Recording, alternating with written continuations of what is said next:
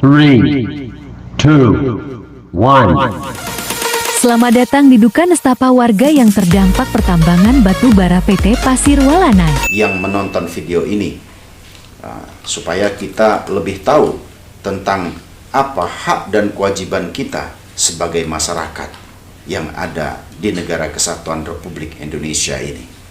Saya ingin fokus kepada tentang bahasan mengenai angkutan barang tambang. Ya, angkutan barang tambang yang diangkut melalui jalan umum dengan kapasitas berat kendaraan jalan yang ada, ya, itu kapasitasnya sebetulnya tidak mampu untuk dilewati kendaraan angkutan batu bara melewati jalan umum sesuai dengan Undang-Undang Nomor 38 tahun 2004, di mana dalam bab 7 berkaitan dengan peran serta masyarakat dalam mengontrol dan mengawasi merupakan bagian dari peran serta masyarakat gitu loh.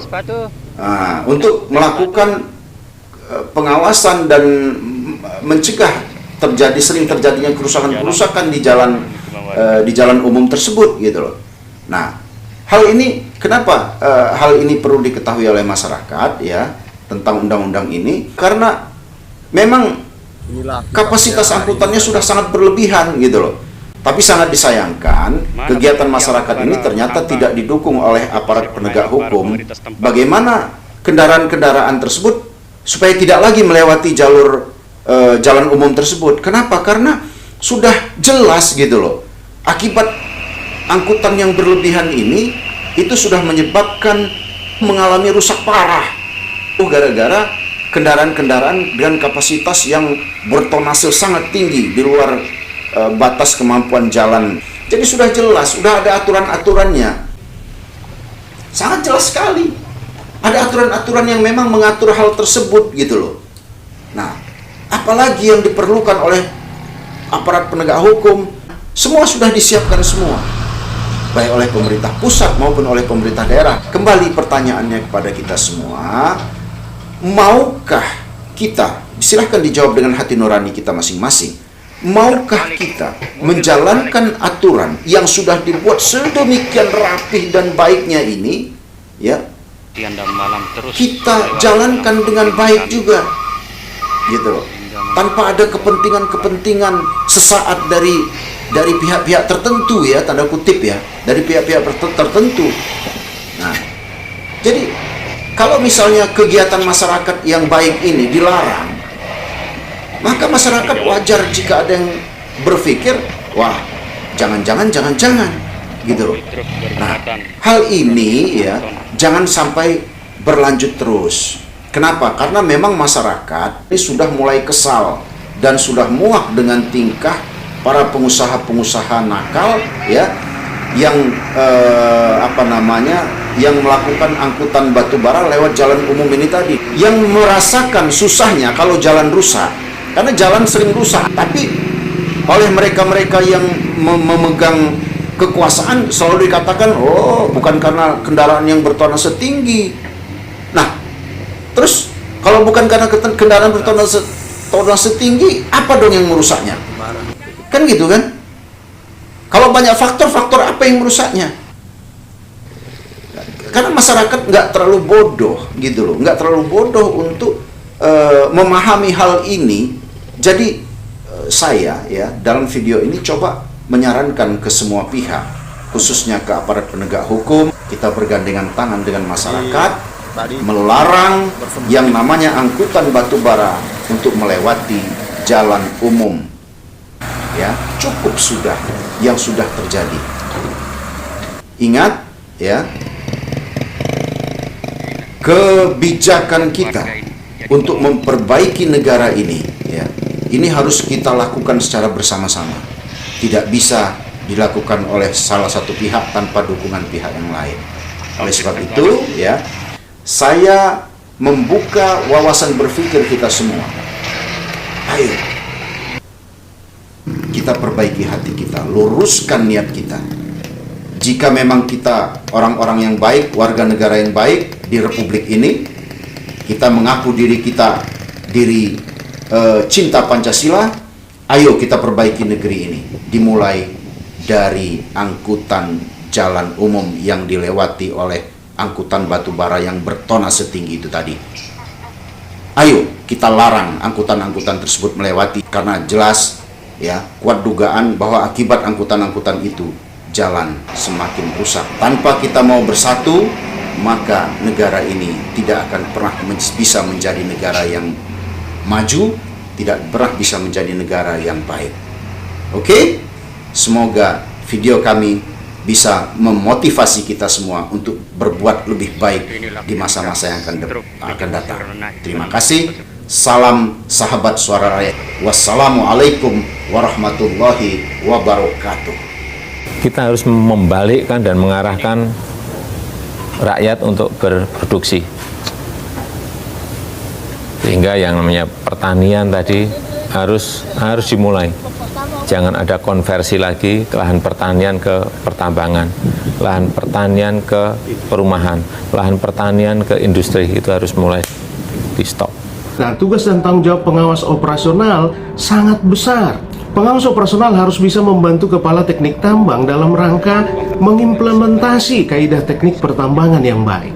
Apa itu kaidah teknik pertambangan yang baik? Ada 6 aspek: teknis, lingkungan, konservasi, keselamatan operasi, K3 pertambangan, dan juga pemanfaatan teknologi, barang dan jasa. Bahwa pemegang IUP wajib melaksanakan atau menerapkan kaidah teknik pertambangan yang baik. Nah, ini tidak bisa ditawar-tawar lagi, tidak ada keraguan, itu menjadi kewajiban pemegang IUP. Dan sesuai dengan Permen SDM nomor 26 tahun 2018 pasal 1 ayat 18, KTT adalah orang yang memimpin dan bertanggung jawab atas terlaksananya atau implementasi kaidah teknik pertambangan yang baik. Maka menjadi tugas KTT di lapanganlah untuk merealisasikan kewajiban pemegang IUP tadi. Kalau terjadi hal seperti ini, maka jelas sudah tidak bisa dipungkiri lagi, tidak bisa ditutup-tutupi lagi. Maka yang salah adalah manajemen perusahaan. Manajemen perusahaan tidak komitmen melaksanakan Permen SDM nomor 26 tahun 2018 pasal 14 ayat 2 huruf A, dan juga Kepmen SDM nomor 1827 tahun 2018 lampiran 1 halaman 12. Melanggar surat pernyataan. Inspektur tambang melaksanakan tugasnya, melaksanakan inspeksi pemeriksaan dan pengujian di lapangan paling tidak 1-2 kali dalam setahun misalnya. Bahwa inspektur tambang itu adalah partner pemegang IUP, partner manajemen perusahaan, partner KTT, partnernya pengawas. Kalau memang dalam waktu 3 hari 2 kali dalam setahun itu tidak cukup mengidentifikasi semua deviasi terhadap peraturan, untuk kemudian nanti disampaikan ke manajemen perusahaan atau ditulis di buku tambang.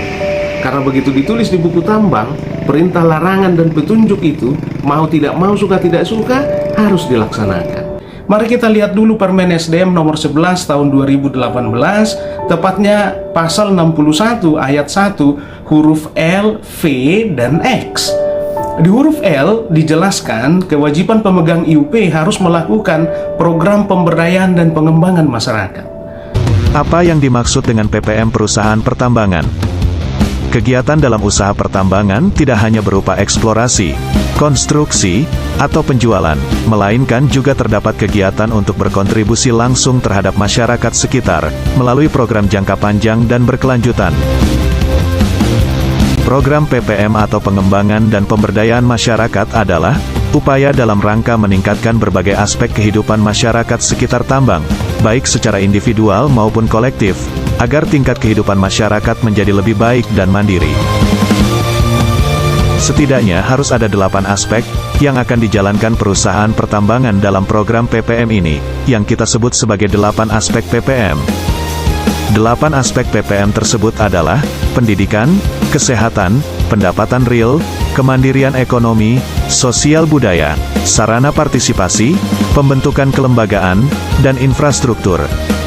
Menurut Menteri ESDM, Arifin Tasrif, bahwa program PPM itu harus jangka panjang, berkelanjutan, dan libatkan masyarakat. Jadi, bukan hanya sebatas bantuan, kasih donasi, lalu pulang. Jangan cuek sahabat dunia tambang kita. Karena kewajiban pemegang IUP di huruf L tadi harus melakukan pengembangan dan pemberdayaan masyarakat. Maka harus kita didik, harus kita latih, supaya suatu saat mereka mampu mengisi atau sesuai dengan kualifikasi. Kalau kita lihat di lampiran 7 Kepmen 1796 tahun 2018, yaitu tentang bidang-bidang usaha inti, ada di sana di bidang nomor 4 yaitu konstruksi, dan di 4.18 di subbidang yang ke-18, maka membuat selokan saja itu butuh IUJP. Ya, bukan hanya SIUP, IUJP. Dari awal kehadiran kita sampai mau tutup. Nah, jangan harap sampai mau tutup. Sebelum tutup pun udah ditutup duluan kita nanti. Ya, mari kita lakukan kewajiban yang di pasal 61 Permen 11 tahun 2018 tadi di huruf L, melakukan pengembangan dan pemberdayaan masyarakat. Mari kita develop mereka. Keterlibatan masyarakat dalam penyusunan rencana induk dan program PPM tahunan itu dimulai dari adanya syarat dalam peraturan menteri bahwa dalam menyusun rencana induk PPM, perusahaan wajib melakukan namanya pemetaan sosial. Pemetaan sosial ini memetakan seluruh hal-hal yang menyangkut sosial dan ekonomi yang ada di masyarakat sebelum adanya tambang ini atau pada saat studi pemetaan sosial ini dilaksanakan. Kontribusi masyarakat di situ adalah bahwa perusahaan kemudian bisa melakukan penilaian kondisi masyarakat seperti apa, kebutuhan-kebutuhan mereka seperti apa, tantangannya seperti apa, dan kemudian potensi-potensi yang ada di masyarakat yang bisa dikembangkan oleh perusahaan menjadi mata pencarian pengganti ketika perusahaan tambang ini selesai seperti apa, akan tergambar dalam dokumen pemetaan sosial. Setelah dokumen pemetaan sosial ini disusun, kemudian perusahaan melakukan yang namanya penyusunan rencana induk PPM. Dalam proses penyusunan ini, masyarakat dilibatkan lewat yang namanya konsultasi. Peserta konsultasi dalam penyusunan rencana induk PPM ini adalah yang pertama perusahaan itu sendiri, yang kedua adalah masyarakat, dan kemudian kepala daerah baik bupati maupun wali kota serta gubernur di wilayah lokasi tambang itu berada.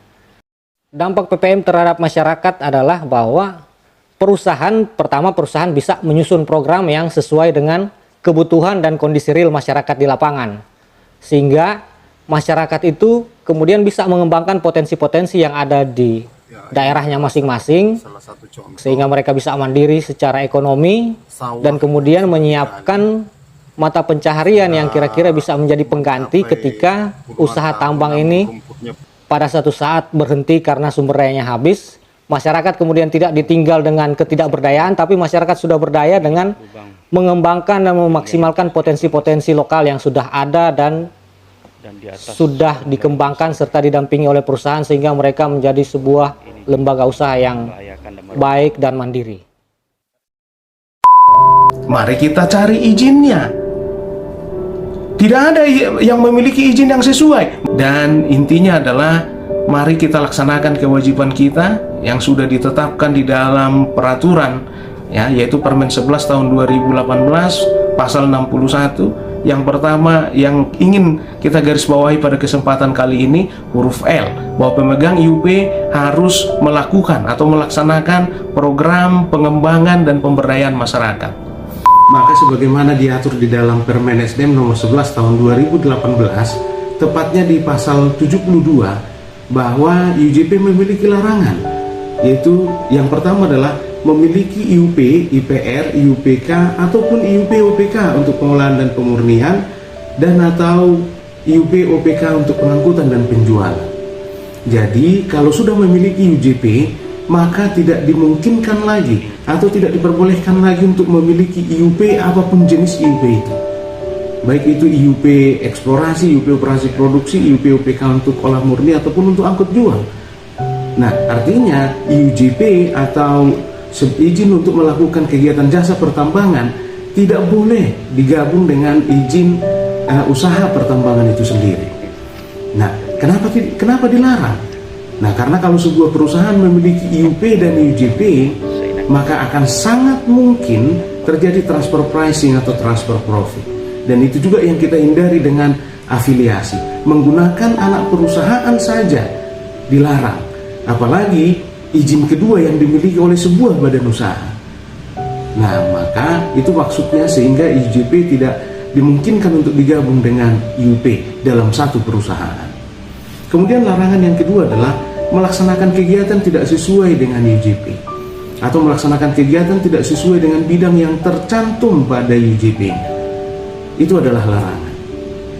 Nah, maka hanya dua larangan itu yang dimiliki oleh IUJP. Nah, kemudian kita teruskan ke pasal berikutnya, itu pasal 94 ayat 1. Pelanggaran yang mungkin dilakukan oleh IUJP. Di sini diatur ada dua hal pelanggaran yang mungkin dilakukan oleh IUJP. Yang pertama adalah tidak melaksanakan kewajiban sebagaimana diatur di pasal 71 atau melanggar larangan sebagaimana diatur pada pasal 72. Ya, cuman dua tapi anaknya banyak. Misalnya tidak melaksanakan kewajiban sebagaimana diatur pada pasal 71, artinya karena kewajiban IUJP itu banyak, maka tidak melakukan atau tidak melaksanakan salah satu kewajiban itu pun sudah merupakan pelanggaran. Dan yang disebut pelanggaran di sini akan diberikan sanksi. Sekali lagi, pelanggaran untuk IUJP adalah tidak melaksanakan kewajiban atau melanggar larangan. Nah, kemudian kita sampai kepada sanksi sebagaimana diatur di pasal 94 ayat 2. Pelanggaran seperti yang dilakukan sebagaimana dimaksud di pasal 94 ayat 1 tadi akan diberikan sanksi administrasi.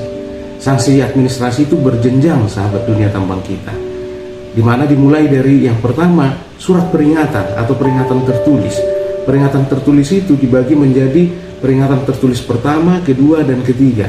Masing-masing masa berlakunya 30 hari kalender. Artinya, begitu terjadi pelanggaran, akan diterapkan sanksi yang pertama, peringatan tertulis yang pertama. Dan dalam 30 hari kalender tidak terjadi atau tidak dilakukan perbaikan, maka akan diterbitkan peringatan tertulis yang kedua. Sama halnya dengan peringatan pertama, 30 hari kalender tidak ada perbaikan, maka surat peringatan ketiga. Dan 30 hari kalender tidak ada perbaikan, artinya sudah sampai habis masa berlaku peringatan ketiga, maka sanksi akan ditingkatkan menjadi penghentian sementara sebagian atau seluruhnya kegiatan. Dan masa berlakunya 60 hari kalender. Dan tetap dalam 60 hari kalender tidak ada perbaikan, maka sanksinya akan ditingkatkan dengan pencabutan izin. Maka total waktunya sampai pencabutan izin adalah 150 hari. Waktu yang cukup banyak. Nah, akan tetapi walaupun waktunya cukup banyak, jangan sampai berpikir, ya sudahlah, nanti kita berleha-leha dulu, nanti kita perbaiki di hari ke-149 sebelum dicabut izin. Jangan sampai berpikir begitu, karena bisa saja kalau dengan pelanggaran yang berbeda malah bisa langsung dihentikan kegiatan tanpa melalui peringatan tertulis. Misalnya melakukan kegiatan tanpa IUJP. Belum memiliki IUJP tapi sudah melakukan kegiatan di lapangan, maka tidak ada istilah peringatan tertulis pertama, kedua, ketiga, langsung dihentikan izin kegiatannya. Ya, jadi dengan waktu yang lama ini saya pikir cukup bagi kita untuk melakukan perbaikan, bukan waktu untuk berleha-leha. 150 hari cukup untuk melakukan perbaikan. Nah, itulah larangan, kemudian pelanggaran dan juga sanksi untuk IUJP. Maka sekali lagi mari kita terapkan kaidah teknik pertambangan yang baik. Sanksi bukan solusi. Sanksi bukan solusi untuk kemudian supaya bisa tertib. Akan tetapi mari kita terapkan kaidah teknik pertambangan yang baik. Mari kita tingkatkan komitmen. Nah, jangan melakukan kewajiban setelah diberikan sanksi. Tidak ada asap kalau tidak ada api. Bahkan hukum Newton yang ketiga mengatakan tidak ada reaksi kalau tidak ada aksi. Dan reaksi akan muncul sebesar aksi. Tolong dipahami bahwa pada saat kegiatan pertambangan hadir di lapangan, yang pertama merasakan dampaknya, yang pertama merasakan debunya, yang pertama merasakan kebisingannya misalnya, bahkan alarm mundur pun diprotes masyarakat. Apalagi mereka sudah hadir di sana terlebih dahulu. maka yang pertama merasakan dampaknya adalah masyarakat. Maka akan terasa menjadi fair, terasa adil, kalau juga yang pertama merasakan manfaatnya adalah Mana mereka yang dikorek untuk mendapatkan batu bara. direnungkan Setelah dulu. batu baranya diambil, Itu kenapa di Permen 11 tahun 2018 di kewajiban pemegang Soal IUP benar dan atau juga tidak, IUJP biarkan Kementerian Lingkungan. kita sampaikan di sana untuk selalu mengutamakan. Selama ini mereka sudah yang pertama sekali merasakan dampaknya tadi mereka. Akan tetapi tidak ada upaya dari perusahaan untuk mengupgrade mereka. Maka selamanya mereka akan jadi penonton. Tentu terasa tidak fair. Jadi saya pikir mari kita lihat dari dua sisi yang berbeda. Negara ini tidak boleh diatur hanya dengan parang masyarakat. Kita punya peraturan, punya undang-undang, punya regulasi. Jadi bukan diatur oleh preman. Sekali lagi tolong dicamkan. Jangan hanya melihat ini salah, itu salah, tapi kenapa itu terjadi? Saya pikir akan aman saja ya, kalau mereka juga diperhatikan kepentingannya dan tidak dirugikan. Kalau kita kembali ke Permen SDM nomor 226 tahun 2018, khususnya yang pertama sekali kita ingin lihat adalah pasal 1 ayat 18. KTT adalah orang yang menduduki jabatan tertinggi yang memimpin dan bertanggung jawab atas penerapan kaidah teknik pertambangan yang baik. Nah, sebagai PJO, tugasnya apa? Membantu KTT. Dalam hal apa? Menerapkan kaidah teknik pertambangan yang baik. Artinya harus mengelola K3 KO, teknis, lingkungan, konservasi, pemanfaatan teknologi, barang dan jasa. Nah, kemudian kalau kita lihat lagi di pasal 9 ayat 1, bahwa UJP wajib atau perusahaan jasa pertambangan wajib mengangkat PJO. Lagi-lagi yang tugasnya membantu KTT menerapkan kaidah teknik pertambangan yang baik. Yang ketiga, kita lihat lagi Kepmen SDM 1827. Di poin yang ke-6, di halaman 26. Di sana disebutkan bahwa tugas PJO atau penanggung jawab operasional adalah menjamin aspek teknis, keselamatan, dan lingkungan. Maka gabungan dari ketiga ini adalah tugas PJO tidak lain dari membantu KTT menerapkan kaidah teknik pertambangan yang baik. Apa itu kaidah teknik pertambangan yang baik? Melingkupi 6 aspek, yaitu K3, KO, teknis, lingkungan, konservasi, pemanfaatan teknologi. Nah, itu yang harus dikelola oleh seorang PJO. Tentu sesuai bidangnya. Sesuai bidangnya artinya apa? Misalnya United Tractors, dia memberikan jasa perawatan peralatan. Maka dia bekerja di workshop misalkan. Maka tidak ada urusan konservasi. Maka PJO-nya tidak perlu mengelola aspek konservasi. Jadi 6 aspek itu tapi disesuaikan dengan bidang usahanya. Nah, yang ingin saya sampaikan adalah maka seorang PJO ya, misalkan PJO PAMA lah misalnya, maka dia harus mengelola aspek K3, KO, lingkungan juga karena kegiatannya ada kemungkinan dampak terhadap lingkungan, konservasi juga karena kegiatannya ada kemungkinan dampak terhadap konservasi. Nah, kemudian masalah pemanfaatan teknologi juga. Jadi K3, KO, teknis, bagaimana melakukan kegiatan penambangan itu dengan efektif dan efisien. Maka seorang PJO PAMA harus mengelola ke-6 aspek itu. K3, KO, teknis, lingkungan, konservasi, pemanfaatan teknologi. Artinya apa? Maka memang tugas dia lah harus mengelola keselamatan. Tugas dia harus mengelola aspek teknis. Tugas dia juga harus mengelola perawatan peralatan, harus mengelola workshop, harus mengelola lingkungan. Gitu loh Pak. Jadi kalau seorang PJO mengurusi semua itu, memang itu tugas dia.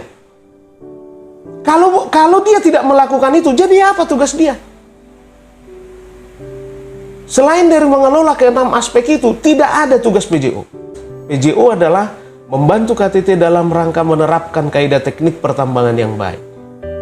Menerapkan kaidah teknik pertambangan yang baik berarti dia harus mengelola, atau seorang PJO harus mengelola K3, KO, mengelola teknis, mengelola lingkungan, mengelola konservasi, mengelola pemanfaatan teknologi.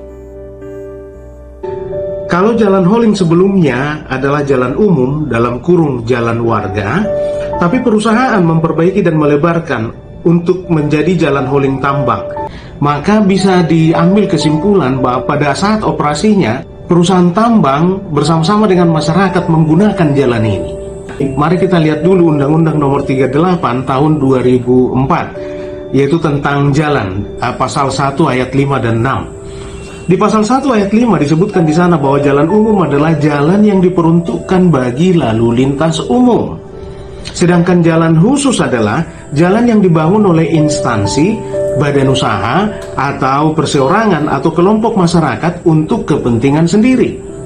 Nah, kalau perusahaan tambang membangun jalan sendiri yang tadinya tidak ada menjadi ada, kemudian digunakan untuk kegiatan hauling, maka status jalan itu adalah jalan khusus. Dengan kasus seperti pertanyaan tadi, di mana sudah ada jalan umum, diperbaiki oleh perusahaan tambang, dilebarin, kemudian dia melakukan kegiatan hauling di sana, maka itu tidak akan merubah status jalan itu, sahabat dunia tambang kita. Kenapa tidak merubah? Karena kalau kita lihat lagi di Undang-Undang Nomor 38 Tahun 2004, di pasal 13 ayat 1, di sana disebutkan bahwa penguasaan atas jalan umum ada pada negara. Oh, akan tetapi kita bisa saja bilang, kan perusahaan yang membiayai, Pak. Perusahaan yang memperbaiki, perusahaan yang merekonstruksi kembali jalan itu. Kok jadi milik negara? Nah, maka mari kita lihat di Undang-Undang masih Nomor 38 Tahun 2004, pasal 30 huruf ayat 1 huruf C dan D. Di sana disebutkan pembiayaan pembangunan jalan umum menjadi tanggung jawab pemerintah dan atau pemerintah daerah. Dan apabila pemerintah daerah belum mampu, maka bisa dibantu oleh pemerintah pusat. Jadi tidak ada cerita pembangunan jalan umum itu baik dari yang belum ada menjadi ada, kemudian atau yang dari sempit menjadi lebar, itu dilakukan oleh perusahaan. Itu menjadi tanggung jawab negara. Nah, bagaimana Pak kalau dilakukan perusahaan? Tidak merubah status jalan itu, maka jalan itu tetap jalan umum. Kita bisa saja mengatakan, oh nggak apa-apa status jalan itu tetap jalan umum, yang penting saya bisa tetap melintas di sana. Nah, hati-hati sahabat dunia tambang kita. Apabila status jalan itu adalah jalan umum, maka peraturan lalu lintas berlaku. Nah, sekali lagi, apabila jalan umum yang sudah ada diperbaiki, dimodifikasi oleh perusahaan untuk bisa memenuhi kebutuhan perusahaan, padahal itu statusnya jalan umum, walaupun pembiayaannya dari perusahaan, tidak merubah status jalan. Bahwa itu tetap jalan umum, peraturan lalu lintas berlaku. Dan kalau itu dilanggar, ada sanksi yang tadi kita sudah lihat.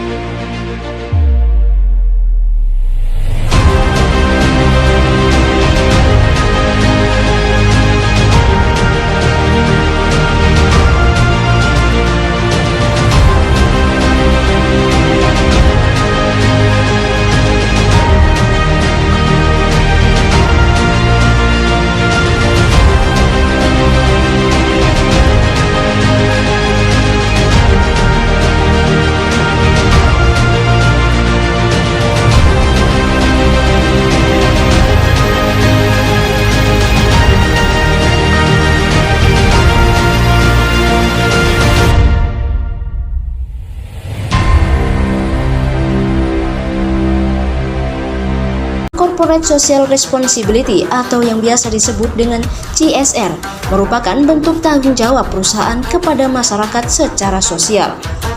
CSR sendiri tertuang dalam Undang-Undang Pasal 74 Ayat 1 UU PT yang berbunyi, perseroan yang menjalankan kegiatan usahanya di bidang dan atau berkaitan dengan sumber daya alam wajib melaksanakan tanggung jawab sosial dan lingkungan. Bila ketentuan ini tidak dijalankan, maka ada sanksi yang akan dijatuhkan sesuai dengan peraturan perundang-undangan. Sehingga seluruh perusahaan diwajibkan memberi CSR kepada masyarakat oleh negara. Bentuk CSR sendiri bisa dalam bentuk material, pembangunan hingga pembiayaan pendidikan kepada masyarakat. Baik, yang secara pengertian bahwasanya CSR itu adalah kalau kita panjang dari kepanjangan CSR adalah Corporate Social Responsibility. Secara spesifik pengertiannya adalah corporate itu perusahaan, sosial itu adalah kegiatan sosial yang dilakukan oleh perusahaan, responsibility adalah tanggung jawab dari perusahaan itu kepada masyarakat secara sosial. Itu yang secara spesifik seperti itu pengertiannya. Jadi bagaimanapun CSR itu adalah sebuah kegiatan sosial yang dilakukan oleh perusahaan kepada masyarakat sebagai bentuk tanggung jawab perusahaan kepada masyarakat, bentuk kepedulian kepada masyarakat. Seperti itu. Wajib dilakukan atau bagaimana, Pak? Secara memang di beberapa ketentuan undang-undang memang perusahaan oleh pemerintah diminta untuk memberikan CSR-nya kepada masyarakat. Kepedulian ini memang wajib hukumnya buat sebuah institusi perusahaan yang ada di Indonesia terutama untuk bisa memberikan tanggung jawab secara sosial kepada masyarakat. Memang dalam bentuk apapun, terkadang dalam bentuk materi atau bentuk uang atau bisa juga bentuk barang yang diberikan kepada masyarakat. Donasi di sebuah perusahaan yang dibebankan kepada konsumen atau klien tidak bisa dikatakan CSR. Pasalnya, hal tersebut adalah sumbangan yang diberikan konsumen, masyarakat melalui perusahaan tersebut. Untuk dapat melakukan kegiatan operasional tambang secara sah, perusahaan pertambangan wajib memiliki dokumen pengesahan. Apabila tidak, maka dianggap ilegal. Setiap tahun sesuai dengan Peraturan Menteri ESDM Nomor 7 Tahun 2020, pemerintah mewajibkan bagi perusahaan tambang untuk membuat dokumen rencana kerja dan anggaran biaya atau yang sering disebut dengan RKAB. Dokumen RKAB ini terdiri dari 31 matrik, mulai dari matrik legalitas, eksplorasi, penambangan, reklamasi, keselamatan, master list sampai dengan matrik keuangan. Rona awal lingkungan merupakan kondisi lingkungan yang berupa kondisi alam atau komponen-komponen lingkungan awal sebelum kegiatan pertambangan dimulai. Rona awal ini harus diidentifikasi dan didokumentasi oleh perusahaan pertambangan. Sesuai dengan ketentuan pada Undang-Undang Nomor 3 Tahun 2020 Pasal 1 Ayat 27, disebutkan bahwa kegiatan pasca tambang adalah kegiatan terencana, sistematis, dan berlanjut setelah sebagian atau seluruh kegiatan usaha pertambangan, untuk memulihkan fungsi lingkungan alam dan fungsi sosial, menurut kondisi lokal di seluruh wilayah penambangan. Dan pada pasal 99 ayat 2, disebutkan bahwa pelaksanaan reklamasi dan pasca tambang dilakukan sesuai dengan peruntukan lahan pasca tambang.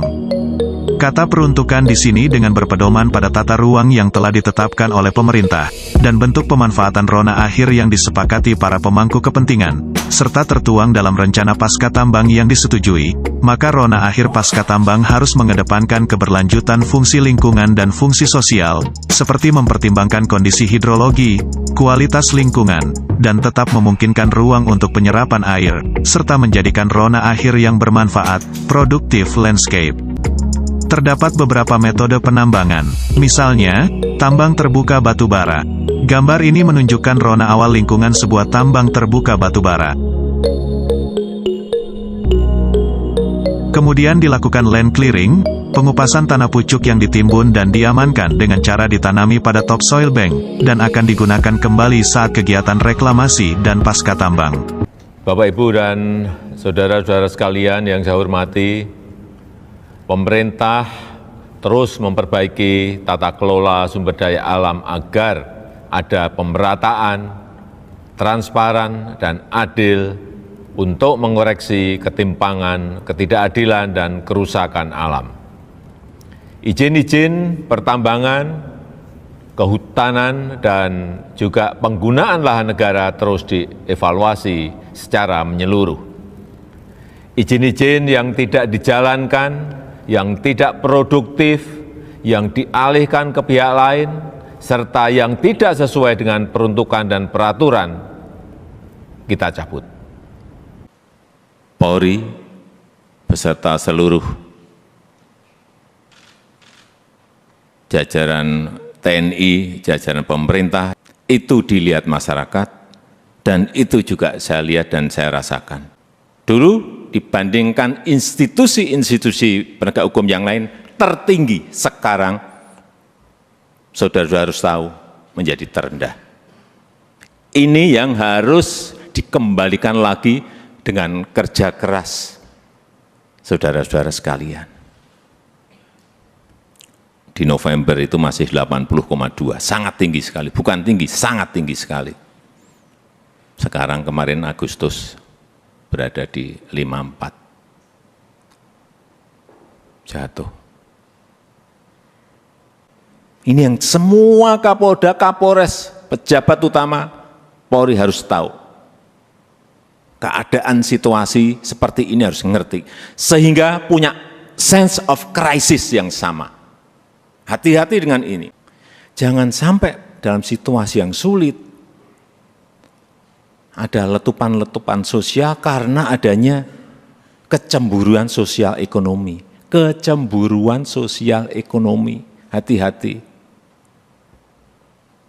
Sehingga saya ingatkan yang namanya Polres, Kapolres, yang namanya Kapolda, yang namanya seluruh pejabat utama, perwira tinggi, ngerem total masalah gaya hidup. Jangan gagah-gagahan karena merasa punya mobil bagus atau motor gede yang bagus. Hati-hati, hati-hati, saya ingatkan hati-hati. Masanya yang lalu-lalu sudah usai. Teknologi sekarang ini menyebabkan interaksi sosial berubah total. Sosial media bisa mengabarkan bukan hanya TV, bukan hanya media cetak, media online. Pribadi-pribadi kita sekarang bisa menjadi surat kabar, bisa menjadi media yang setiap saat bisa memunculkan perilaku-perilaku kita sehari-hari kayak apa, meskipun sembunyi-sembunyi. Saya terlalu banyak mendapatkan laporan. Urusan yang remeh-temeh aja. Sepatunya apa, bajunya apa, dilihat masyarakat sekarang ini. Itu yang kita harus ngerti. Mahfud MD mengungkapkan ada perang bintang di lingkungan perwira tinggi atau Pati Polri dalam isu mafia tambang ilegal. Disebutkan dalam perang ini para petinggi Polri saling buka kartu truf. Yang dimaksud perang bintang ini adalah para Pati Polri saling serang terkait dugaan pelanggaran hukum yang dilakukan. Mereka yang sudah berpangkat bintang saling buka kartu truf. Untuk itu menurut Mahfud perang ini harus diredam dengan menelisik akar masalahnya.